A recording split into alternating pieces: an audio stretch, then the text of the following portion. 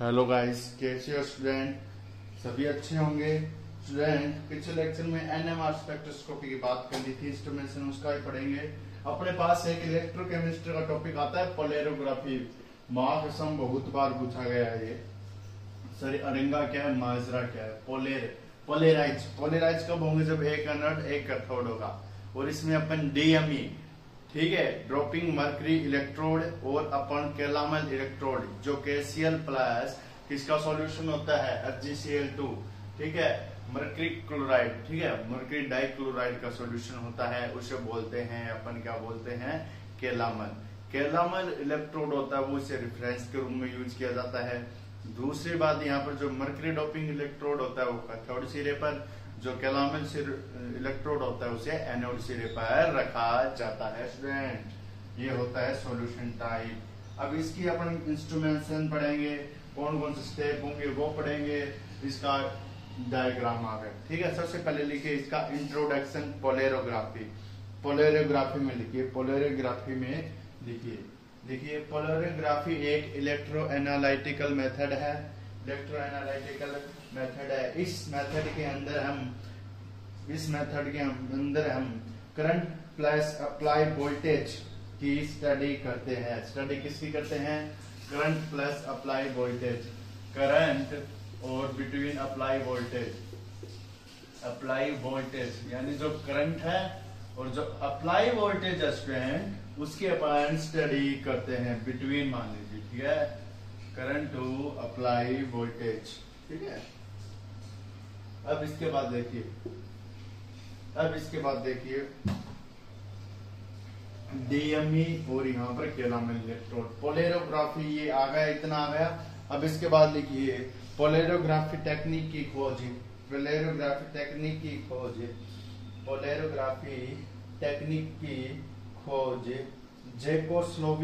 जैकोस्लोविन या लिखिए ZECHOSLOVAKYL या जार्स लो ने 1920 में की थी। इसके लिए इन्हें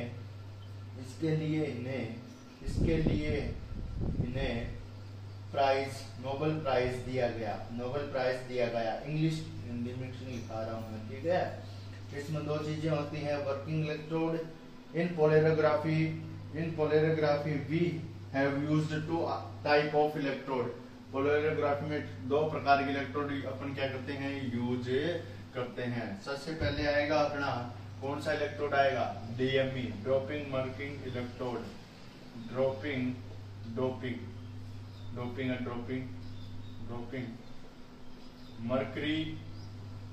मर्क्यूरी इलेक्ट्रोड। ये इंडिकेटर इलेक्ट्रोड भी होता है स्टूडेंट, इसके बारे में अपन विशेष पढ़ेंगे। कैलामल इलेक्ट्रोड, कैलामल इलेक्ट्रोड, ठीक है। ये एक रेफरेंस इलेक्ट्रोड होता है, यानी इसकी वोल्टेज अपने को पता होती है, इसकी वोल्टेज अपने को ज्ञात की जाती है। तो इस प्रकार से ये नॉन पोलराइजेबल इलेक्ट्रोड होता है, एनोड सिरे पर लगा होता है, ये सभी पढ़ेंगे। तो ये आ गया इतना। अब इसके बाद में हेडिंग डालिए इंस्ट्रूमेंटेशन हेडिंग डाल दिए। और इसके बाद ये चित्र बनाइए, वर्किंग मैकेनिज्म लिखेंगे। इंस्ट्रूमेंटेशन हो गया, इंस्ट्रूमेंटेशन है तो इसमें बाद में चित्र बनाइए। इंस्ट्रूमेंटेशन में इसके वर्किंग मैकेनिज्म समझा दूंगा। इंस्ट्रूमेंटेशन में क्या बनाइए, चित्र बनाइए। और इसके बाद में अपन चार चीजें लिखेंगे, calomel electrode, DME, battery, galvanometer, inlet and outlet tube, स्टंट पोटेंशियल मीटर और थर्मोस्टेट, हाइड्रोजन सेल। तो इंस्ट्रूमेंटेशन में कौन कौन सी चीजें आएंगी, पहले चित्र बना लीजिए अपन, अच्छे तरीके से चित्र बना लीजिए इंस्ट्रूमेंटेशन में। फिर अपन बात करेंगे पोलैरोग्राफी। पोलैरोग्राम में से मेजर किया जाता है अप्लाइड वोल्टेज और करंट का पोलैरोग्राफ, और पोलैरोग्राफ बोलते हैं जो ग्राफ बनेगा। ये चित्र बनाइए, वर्किंग मैकेनिज्म समझाए, फिर अपन इसकी क्या करें, बात करें, ठीक है। ये चित्र बना लीजिए। अब देखिए इसकी बात करते हैं अपन बहुत ही प्यार से डीएमई के बारे में। सबसे पहले ठीक है। वर्किंग इंस्ट्रूमेंटेशन में सबसे पहला पॉइंट लिखिए DME, ठीक है, ड्रॉपिंग मार्किंग इलेक्ट्रोड, ठीक है। वर्किंग मैकेनिज्म में भी लिख लीजिए और इंस्ट्रूमेंटेशन में DME लिखिए, ड्रॉपिंग मर्करी इलेक्ट्रोड, इसमें लिखिए DME। ये दिख रहा है आप लोग DME। DME क्या कर रहा है, कैपिलरी ट्यूब है, कैपिलरी ट्यूब से अपन क्या कर रहे हैं, इसमें क्या कर रहे हैं, मर्करी ड्रॉप है वो मिलीग्राम पर सेकेंड में क्या हो जाती है, यहाँ आ जाती है, यहाँ पर कैपिलरी ट्यूब में। दूसरी बात, जो DME इलेक्ट्रोड होता है वो अपन क्या करते हैं, DME इलेक्ट्रोड एक इंडिकेटर इलेक्ट्रोड होता है, इंडिकेटर इलेक्ट्रोड होता है। और तीसरी बात, ये कैथोड सिरे से क्या होता है, जुड़ा हुआ होता है, कैथोड से जुड़ा हुआ है ना, जिसका काम हो रहा है, कैथोड से जुड़ा हुआ है। और ये बैटरी के किस पॉजिटिव से जुड़ा हुआ है, कैथोड पॉजिटिव टर्मिनल से जुड़ा हुआ है। और मर्करी ड्रॉप कितना हो रहा है, मिलीग्राम पर सेकेंड में अपन इसकी ट्यूब के द्वारा क्या कर सकते हैं, मर्करी ड्रॉप। आ गया समझ में, DME का काम आ गया समझ में, ड्रॉपिंग मार्किंग इलेक्ट्रोड है। दूसरी बात, इसको कैथोड सिरे से जोड़ दिया जाता है। तीसरी बात, यहाँ मर्करी ड्रॉप की जो आपके पास जो मेजर करने की टेक्निक होती है उसमें क्या होता है, मिलीग्राम पर सेकेंड में क्या हो जाता है, ये बूंद बूंद करके इस पर गिरती है कैपिलरी ट्यूब से। अब इसके बाद में DME के बारे में लिखिए, ये आगे इसकी मैकेनिज्म। अब इसके बाद में DME लिखिए, मैं बता रहा हूँ DME in polarography, in polarography DME electrode consist of mercury receiver, mercury receiver. इसके बाद में 2 नंबर लिखिए, जो DME इलेक्ट्रोड है, जो DME इलेक्ट्रोड है वो है act as a working comma micro electrode, comma indicator electrode. Fourth बात लिखिए, जो DME इलेक्ट्रोड है, जो DME इलेक्ट्रोड है वह कैथोड की तरह कार्य करता है, पोलैरोग्राफी में जो मर्करी है, पोलैरोग्राफी में जो मर्करी दिख रहा है उसकी बूंद कैपिलरी ट्यूब के द्वारा डाली जाती है, कैपिलरी ट्यूब के द्वारा डाली जाती है। 2 नंबर लिखे calomel electrode, calomel electrode 2 number है कैलामल।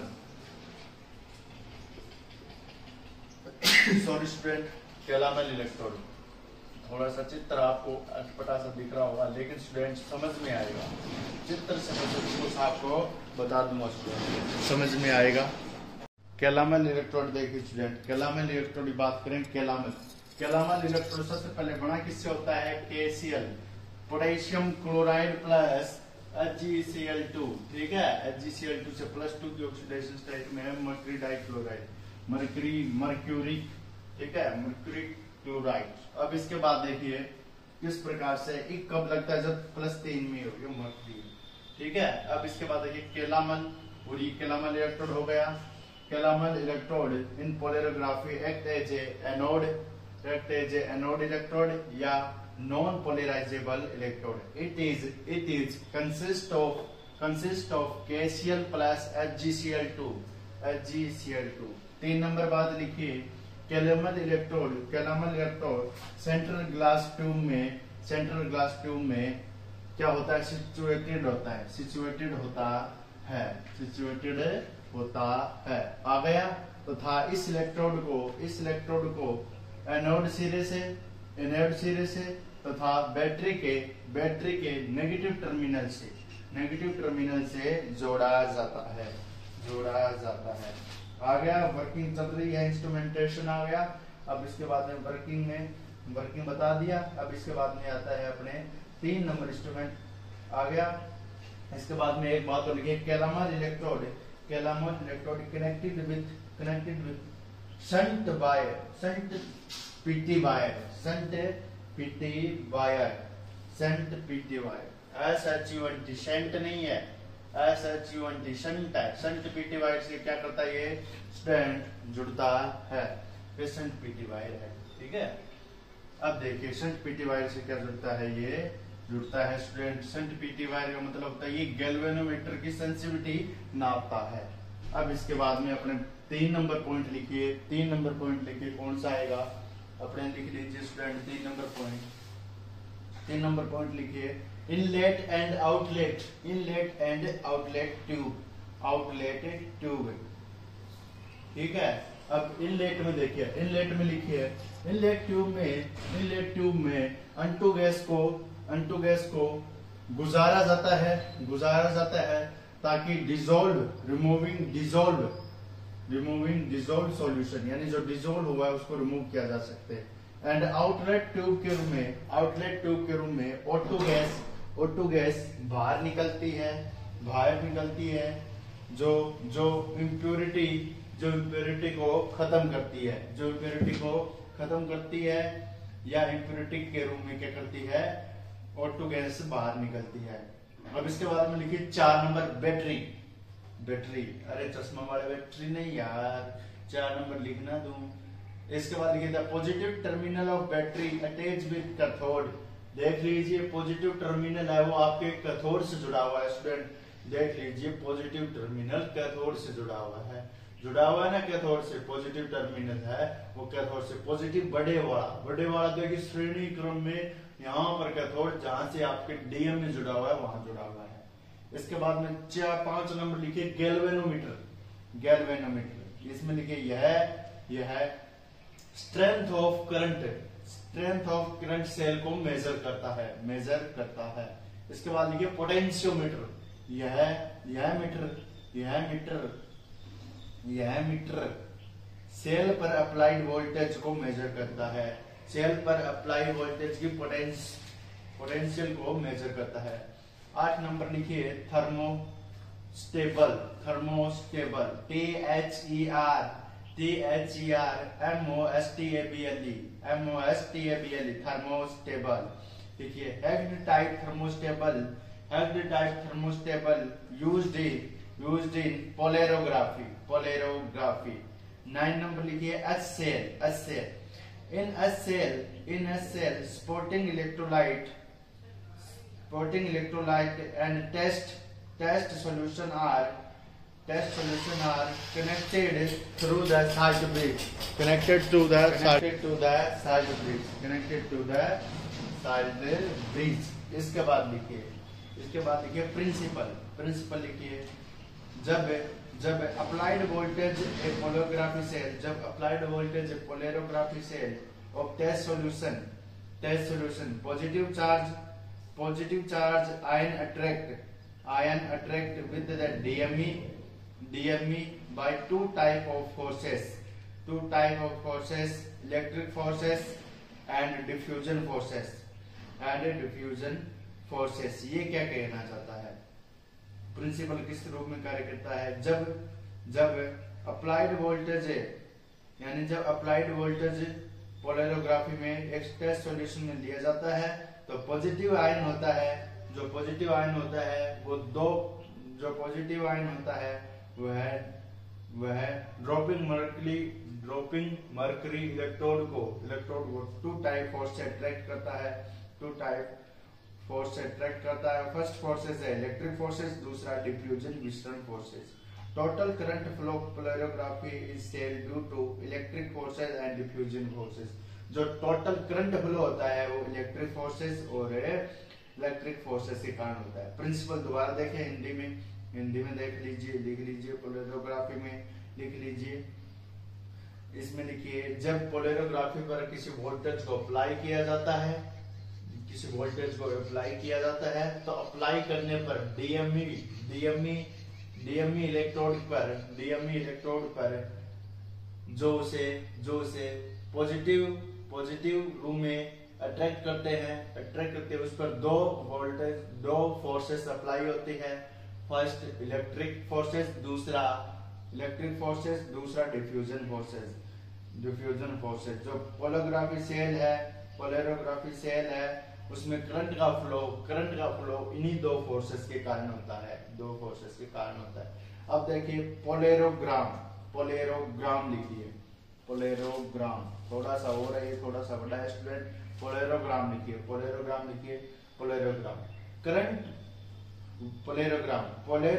के अंदर करंट व अप्लाइड वोल्टेज का ग्राफ प्लॉट करते हैं। तो पोलैरोग्राम में अप्लाइड वोल्टेज व करंट का ग्राफ ड्रॉ किया जाता है। इसके बाद में लिखिए फर्स्ट पॉइंट लिखिए इस प्रकार इस प्रकार इस प्रकार इस प्रकार लिखिए इस प्रकार total current that flow consist of 3 parts. Total current जो फ्लो करती है वो 3 पार्ट में डिवाइड होती है। पहले लिखिए रेसिडुअल करंट। रेसिडुअल करंट यह करंट इसमें लिखिए यह करंट पोलरोग्राफ में ए टू बी पॉइंट पर होती है तथा यह बहुत ही लिमिटिंग टाइम के लिए होती है। बहुत ही स्मॉल करंट होती है जो लिमिटिंग टाइम के लिए होती है, इसलिए इसे रेसिडुअल करंट कहा जाता है। रेसिडुअल करंट कहा जाता है। 2 नंबर लिखिए डिफ्यूजन करंट। दिख रहा है आपने वो डिफ्यूजन करंट। यह करंट इसमें लिखिए diffusion current is due to B2C electrolytes are reduced या peroxide at electrosurface in test solution। यानी किसके कारण होती है? जब इलेक्ट्रोलाइट्स रिड्यूस होते हैं या peroxide क्या होता है इलेक्ट्रो सरफेस पर होता है इन पोलरोग्राफ। अगर B2C डिफ्यूजन करंट है जिसके कारण अपने वो डिफ्यूजन या विसरण का मतलब होता है उच्च सांद्रता से निम्न सांद्रता की ओर। तो ये कब जाएगी ये तभी जाएगी या तो रिड्यूस करंट हो या इलेक्ट्रोलाइट सरफेस पर क्या हो जाए पोलरोग्राफ। यानी अपने वो आयनों का क्या देखने को मिले, चालन देखने को मिले। ठीक है, ये है आपके डिफ्यूजन करंट। ठीक है, अब इसके बाद लिखिए थर्ड नंबर लिखिए अपने डिकम्पोजिशन पोटेंशियल। इसके बाद देखिए यह पोटेंशियल हमें इलेक्ट्रोलाइट्स के बी पॉइंट पर देखने को मिलता है क्योंकि इसके कारण जो पोटेंशियल होता है इनका वह डिकम्पोज हो जाता है और इसके बाद में लिखिए और पोटेंशियल इक्वल टू इसके कारण potential equal to electrolyte potential equal to ion potential and current suddenly increase from B2C। और अचानक से क्या हो जाती है, सडनली इंक्रीज हो जाती है B2C। सबसे पहले डिकम्पोजिशन होगा, कब होगा? क्योंकि इलेक्ट्रोलाइट पोटेंशियल है और जो आयंस का पोटेंशियल है वो क्या हो गया, इक्वल हो गया। लेकिन उसके बाद अचानक से B2C ग्राफ में करंट बढ़ रही है स्टूडेंट। एक करंट के बीच में एम्पियर के रूप में धारा, एक applied voltage V। Applied voltage bracket में लिखे V, करंट के रूप में लिखे I।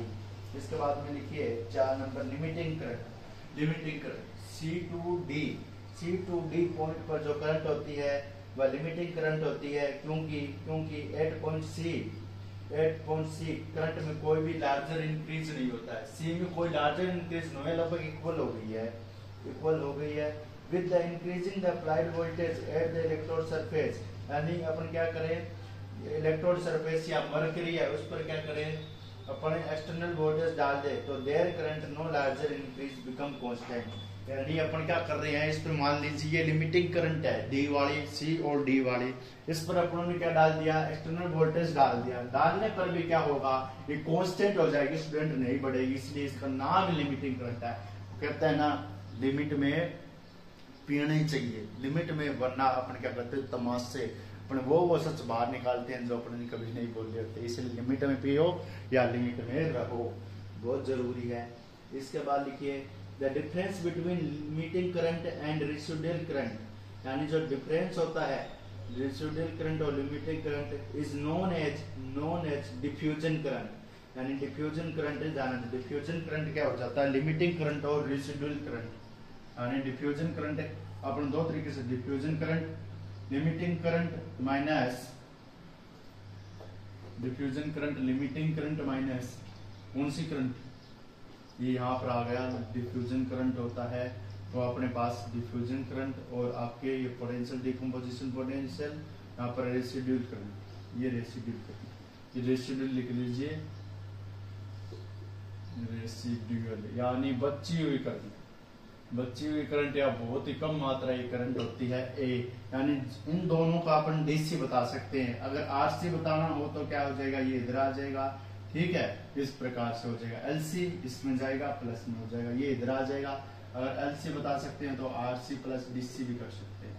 इस प्रकार से मैथ है, मैथ ये लिख लिया। ये इसमें क्या होता है, रिलेशन होता है, यानी डीसी जो डिफ्यूजन करंट है वो एलसी माइनस आरसी के क्या होती है, इक्वल होती है। इसके बाद में लिखिए एडवांटेज ऑफ डीएमई, डीएमई के एडवांटेज सबसे पहले एडवांटेज लिखिए डीएमई के। फर्स्ट लिखिए HG a noble metal, HG एक नोबल मेटल होती है। इसके बाद 2 नंबर लिखिए एचजी डीएमई एवरी जो एचजी होती है, डीएमई होती है, ड्रॉपिंग मर्करी इलेक्ट्रोड है, every HG we get new surface at mercury drop for measurement. यानी जो एचजी या डीएमई इलेक्ट्रोड है मर्करी का, उसके लिए अपन को क्या चाहिए, अगर उसको मेजरमेंट करना है तो अपन को नई सरफेस चाहिए, प्रत्येक नई सरफेस में चाहिए, मर्करी ड्रॉप चाहिए और नई सरफेस चाहिए। ये इसका एडवांटेज है, यानी नई सरफेस मिलेगी, रिजल्ट अच्छा मिलेगा। 4 नंबर लिखिए HG has tendency to from amalgam. HG में क्या होती है, टेंडेंसी होती है अमलगम को क्या करनी, अमलगम को क्या करना, अपनी तरफ अट्रैक्ट करने की। With different type of metal and Hg reduce the reduction potential of A ion. यानी ये क्या कहना चाहता है, ये कहना चाहता है कि डिफरेंट टाइप के मेटल को भी क्या कर सकती है, ये एचजी टेंडेंस कर सकती है, यानी अपने इलेक्ट्रो पोटेंशियल पता चल सकता है। And Hg reduce the reduction potential of A ion, और एचजी है वो क्या करती है, रिड्यूस करती है, यानी कम करती है पोटेंशियल को, रिडक्शन उसका अपचयन होने से बचाती है इलेक्ट्रोड का। 5 नंबर लिखिए DME the electrode, DME the mercury drop can be generated by any type of mercury type. यानी जो डीएमई है या ड्रॉपिंग मर्करी इलेक्ट्रोड है, इसके अंदर क्या कर सकते हैं, किसी भी प्रकार, यानी किसी भी प्रकार की मर्करी को क्या कर सकते हैं, जनरेट कर सकते हैं किसी प्रकार की मर्करी से। जिस प्रकार HgCl2, HgCl2, HgCl3 इस प्रकार से आता है ना, तो मर्करी और मर्क्यूरिक इस प्रकार से, जैसे क्यूप्रस और क्यूप्रिक, ये मर्क्यूरियस क्लोराइड है, ये मर्क्यूरी क्लोराइड है, ट्राइक्लोराइड है। अब इसके बाद ये आता है इस प्रकार से, किसी प्रकार से अपन क्या कर सकते हैं, इलेक्ट्रो वोल्टेज नाप सकते हैं, अगर अपन किसके द्वारा, अलग अलग के द्वारा, विद डीएमई का।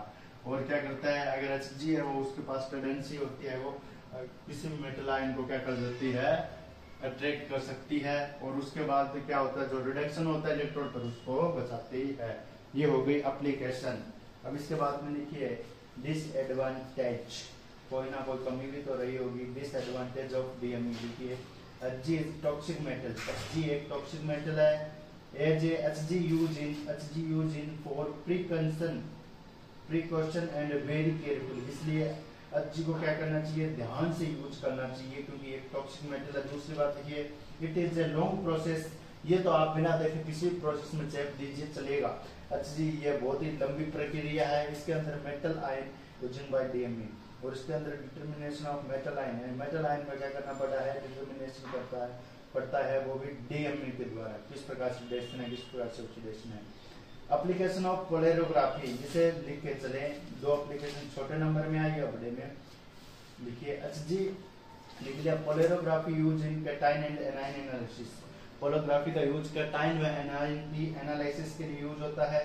2 नंबर बात लिखिए in the study of complex formation, in the study of complex formation stability constant है कॉम्प्लेक्स, यानी अगर अपन स्टडी करते हैं कॉम्प्लेक्स फॉर्मेशन की, तो उसका स्थायित्व क्या रहता है, कांस्टेंट रहता है, कांस्टेंट रहता है कॉम्प्लेक्स का।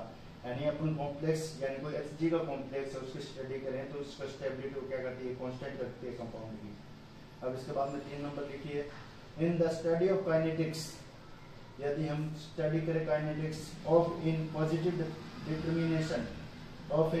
Determination stand pollen and pH value, ये अपन क्या नाप की देती है, पोटेंशियल और पीएच वैल्यू भी बताती है यदि अपन काइनेटिक्स स्टडी करें।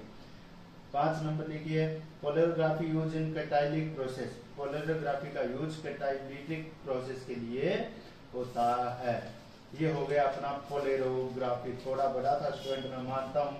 एक हार्डवेयर पोटेंशियल है, वो भी थोड़ा बड़ा है, लेकिन इंपॉर्टेंट है हार्डवेयर पोटेंशियल, में पढ़ेंगे अपन नेक्स्ट लेक्चर में। इसके बाद लास्ट वाला पॉइंट बता देता हूँ, polarography use in catalytic process, catalytic process में ये यूज्ड होती है। तो ये हो गया अपना पोलैरोग्राफी बहुत ही इम्पोर्टेंट है स्टूडेंट, आएगा। मेरा कहना तो ये छोटा तो आएगा, बड़ा नहीं आए, तो याद कर लेना। Okay guys, bye.